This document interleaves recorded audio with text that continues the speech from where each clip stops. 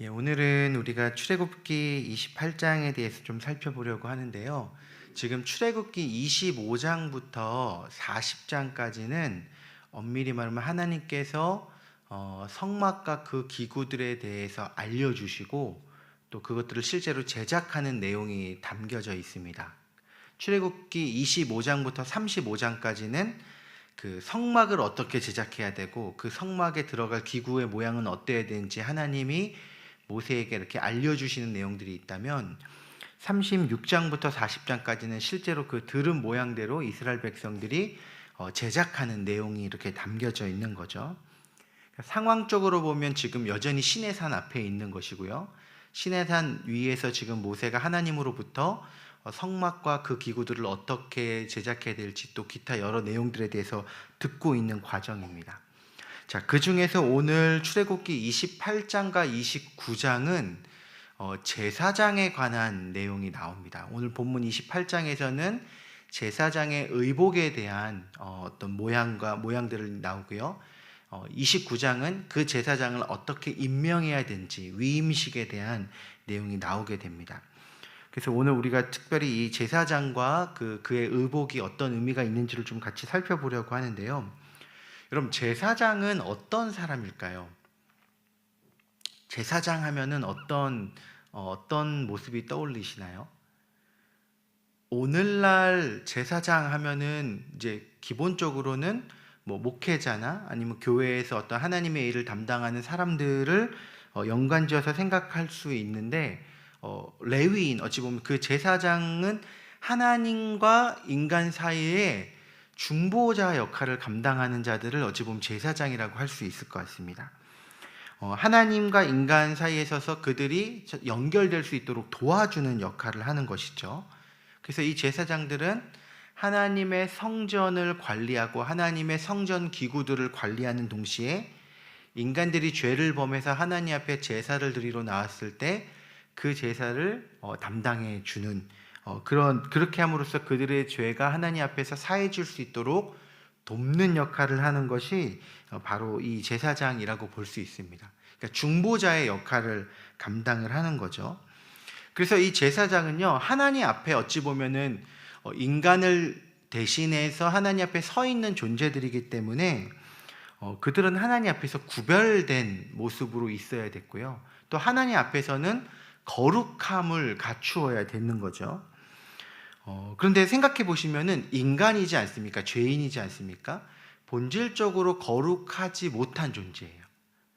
그런데 이 거룩하지 못한 존재가 하나님 앞에 서 있으면 심판을 받게 되는데 제사장들이 다 심판을 받으면 되지 않지 않습니까?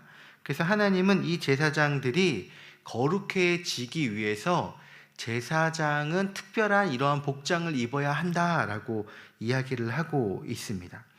그래서 오늘 3절과 4절을 보면은 3절에도 보면은 옷을 지어 그를 거룩하게 하여 제사장의 직분을 감당하게 하라라고 얘기하고 있고요. 4절에도 거룩한 옷을 지어 제사장의 직분을 행하게 하라라고 이야기를 하고 있습니다.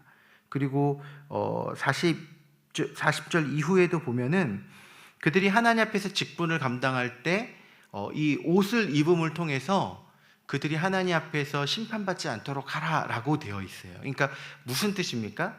제사장이 입는 옷을 통해서 그들이 거룩하게 여김을 받았다라는 의미가 있는 거죠.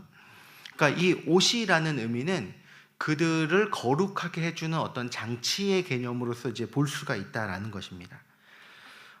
성경에 보면은 이 제사장을 하나님께서 오늘 본문 1절에 보면은 그냥 자격 있는 누구를 이렇게 골라서 세운 것이 아니라 그냥 임명을 하십니다. 아론과 그의 아들들은 제사장의 직분을 감당하게 하라라고 하면서 하나님이 그냥 제사장을 임명해 버리시는 거죠. 좀 똑똑하거나 그래도 좀 더 이렇게 성품이 바르거나 이런 자들을 골라서 택한 것이 아니라 그냥 하나님이 주권적으로 택하셔서 직분을 감당하게 하셨다라는 것입니다. 그러니까 하나님의 주권적인 택하심으로 세워졌다라는 거예요. 여러분, 이 부분을 우리가 좀 생각해 볼 때 우리가 좀 중요하게 생각해야 될 것 중에 하나는 뭐냐면 그 사람이 어떤 자격이 있어서 제사장으로 세워지지 않았다라는 거예요.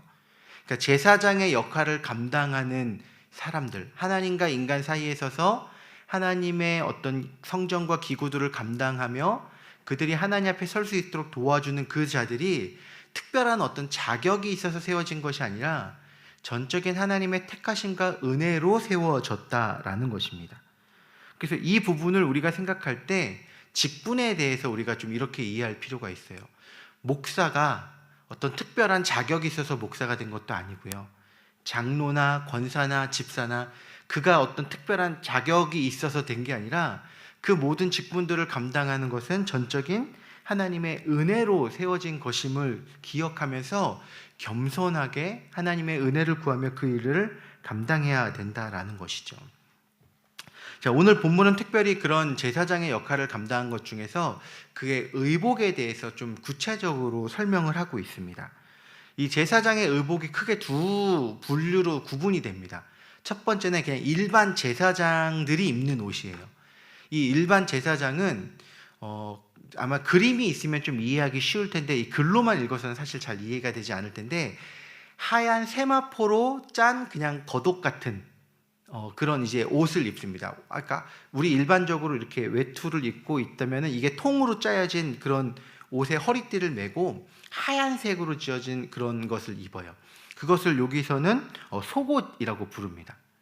근데 일반 제사장은 그렇게 하얀색 옷을 입고요. 대제사장, 그러니까 아론이죠. 아론이나 아론의 아들들 중에 맏아들, 이제 대제사장은 특별한 복장을 입게 합니다. 그러니까 일반 제사장이 입는 그 복장 위에다가 겉옷, 파란색으로 된 겉옷을 또 한 겹을 입고요. 앞치마처럼 생기기도 했고 어찌 보면 조끼처럼 생기기도 한 그러한 에봇이라고 불리는 특별한 옷을 짜가지고 입었습니다. 이 에봇은 청색, 자색, 홍색, 금실로 이렇게 엮어가지고 특별하게 방식으로 제조한 옷이에요.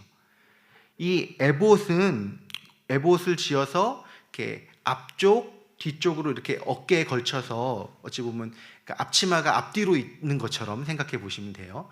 그렇게 해서 어깨에 걸쳐져서 이렇게 앞뒤로 있는데 이 에봇의 어깨에는 보석이 박혀져 있습니다. 호마노라고 하는 보석이 박혀져 있고 거기에는 이스라엘의 12지파의 이름이 새겨져 있고요. 그리고 그 에봇 위에는 가슴에 흉패를 달게 했는데 이 흉패에는 뭐가 부착되어 있냐면 이스라엘 각 지파를 상징하는 12개의 보석이 이렇게 3개씩 4줄로 이렇게 박혀져 있습니다. 그리고 이 에봇 옷의 가장자리에는 방울과 금실이 이렇게 달려져 있어요. 그래서 이 대제사장의 옷을 입고 걸어 다니면 무슨 소리가 나냐면은 딸랑딸랑 하는 소리가 나게끔 되어 있는 거예요. 그래서 이 제사장의 옷을 입고 있는데 이 제사장의 옷을 입고 있는 의미는 이 제사장은 이스라엘 백성의 지파들을 어깨에 품고 가슴에 메고 그들을 대신해서 하나님 앞에 서는 존재라는 개념을 우리가 가질 수 있습니다. 근데 오늘 본문에서 제일 중요한 것은 무엇이냐면은 이 옷을 입고 있음으로 이들이 거룩하게 여겨졌다라는 점이에요. 일반 제사장도 그렇고요, 대제사장도 그렇고 그들이 하나님 앞에 특별한 옷을 입음으로 거룩하게 여겨졌다라는 거죠. 이 옷을 입음으로 인해서 그들이 하나님 앞에 거룩하게 여겨졌다라는 것이 의미하는 바는 무엇이냐면은 하나님 앞에 설 수 있도록 거룩하게 해주는 어떤 도구의 역할을 감당했다라는 것입니다. 이것이 상징적으로 무엇을 의미하냐면 예수 그리스도를 상징하는 거예요. 이 제사장의 옷, 의복은 상징적으로 예수 그리스도를 예표하는 장치입니다. 왜 그러냐면은 우리가 예수 그리스도를 믿음으로 원래는 죄인이 하나님 앞에 설 수 없는데 예수 그리스도를 믿음으로 하나님의 자녀가 되었을 때 하나님 앞에 담대하게 설 수 있는 자격이 생기게 되는 거죠. 그래서 갈라디아서 3장 27절에 보면 사도 바울이 이런 식으로 표현을 했습니다. 누구든지 그리스도와 합하기 위하여 세례를 받은 자, 그러니까 예수 그리스도를 믿고 그분을 믿는 그 고백이 세례죠. 그 세례를 통해서 그분과 연합된 자들은 어떻게 되냐면 그리스도로 옷 입었다라고 표현을 해요. 예수 그리스도로 옷 입은 자들은 어떻게 됩니까? 그들의 허물이 가려지는 거죠. 우리가 실제적으로 제가 지금 검은색 옷을 입고 있는데 이 검은색이 죄라고 하면은 제가 엄청난 죄인일 거예요. 근데 만약에 여기에 깨끗한 세마포 하얀색 옷으로 이렇게 겉옷을 겹쳐 입으면 실제 저는 죄인이지만 겉으로 보기에는 어떻게 보이게 됩니까? 깨끗하게 보이게 되겠죠. 그래서 겉으로 볼 때는 깨끗하다라고 여김을 받을 거예요. 실제로는 죄인이지만. 우리가 그리스도로 옷 입는다라는 개념은 우리는 실제로 죄인이지만 예수 그리스도를 믿을 때 예수님께서 우리의 모든 죄와 허물을 덮어주셔서 겉으로 보기에는 예수님을 통해서 깨끗하게 보여지는 거예요. 그것이 우리가 거룩하게 여겨진다는 의미입니다. 제사장들도 인간이기 때문에 그들도 하나님 앞에서는 정결하지 못하고 하나님 앞에 죄인으로서 설 자격이 없는 존재들이에요. 그렇지만 그 제사장의 의복을 입음을 통해서 하나님께서는 그들이 거룩하다라고 여겨주시는 거죠. 그러니까 그것이 무엇을 의미하느냐? 예수 그리스도를 의미한다라는 것입니다. 그런 측면에서 우리가 오늘 하루를 살아갈 때 내가 어떻게 하나님 앞에 거룩하게 여겨졌는가를 우리가 한번 돌아봐야 합니다. 나는 자격이 없지만 예수 그리스도를 믿는 믿음을 통해서 내가 하나님 앞에 깨끗하고 거룩하게 여겨졌구나 라는 것들을 우리가 돌아봐야 되는 것이고요. 또 하나는 오늘날 신약적인 개념에서 베드로 사도는 너희는 하나님 앞에 거룩한 제사장이다 라고 얘기했어요. 예수 그리스도를 믿음으로 하나님 앞에 이제 거룩하고 담대하게 설 수 있는 자격을 갖춘 존재들이기 때문에 모두가 이제는 우리가 거룩한 제사장으로서의 역할을 감당해야 된다는 거죠. 제사장의 기본적인 역할은 무엇입니까? 중보하는 역할입니다. 하나님과 그 죄 많은 인간의 사이가 연결될 수 있도록 돕는 역할이에요. 여러분, 우리가 도울 수 있는 방법이 무엇이 있습니까? 대표적으로는 그들을 위해서 그들이 하나님의 복음 안으로 들어갈 수 있도록 기도하는 역할이 있을 수 있고요. 또 하나 가장 중요한 제사장의 역할은 그들이 하나님 앞에 동일하게 거룩해지도록 복음을 전함으로써 그들이 하나님과 연결될 수 있도록 하는 역할이 오늘날 제사장의 역할입니다.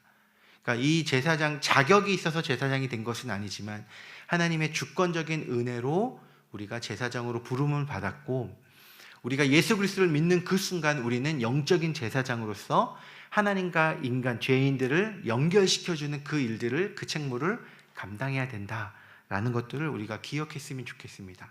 그래서 오늘 우리가 내가 이렇게 제사장이구나, 내가 하나님 앞에서 거룩한 제사장으로 살아가야 되는 거구나. 그리고 하나님 앞에서는요, 제사장이라 할지라도 거룩함을 지키기 위해서 노력해야 됐어요. 그 방울을 달아놨던 이유는 대제사장은 지성소에 들어가는데 그 하나님의 임재 앞에서 범죄하면은 죽임을 당했거든요. 소리가 안 들리면은 죽임을 당했구나 하고서 그 줄을 달아서 시체를 끌어내도록 했어요. 그러니까 제사장이지만 하나님 앞에서 거룩함을 지키도록 더 어찌 보면 구별되게 살아가야 될 책무가 있었다는 것이죠. 말씀을 마무리하겠습니다. 오늘날 하나님께서 우리를 이 세상 가운데 거룩한 제사장으로 삼아 주셨습니다. 우리가 예수 그리스도를 믿는 그 순간에 우리가 예수 그리스도로 옷 입고 거룩한 제사장이 된 것이죠. 제사장으로서 하나님 앞에 거룩한 모습으로 서 있는 몸부림이 우리에게 있어야 되는 것이고요. 또 하나 우리에게 주어진 영적인 책무가 있습니다. 믿지 않는 자들이 하나님 앞에 다시금 설 수 있도록 그들을 위해서 기도하고 복음을 전하는 그 역할이 오늘 우리에게 주어진 역할이구나. 내가 거룩한 제사장이구나. 그런 의식을 가지고 우리의 주변에 우리를 통해서 하나님의 앞에 하나님의 거룩한 일들이 잘 진행될 수 있도록 하는 그런 영적인 제사장으로서 살아가는 저와 여러분들 되시기를 주님의 이름으로 축원합니다.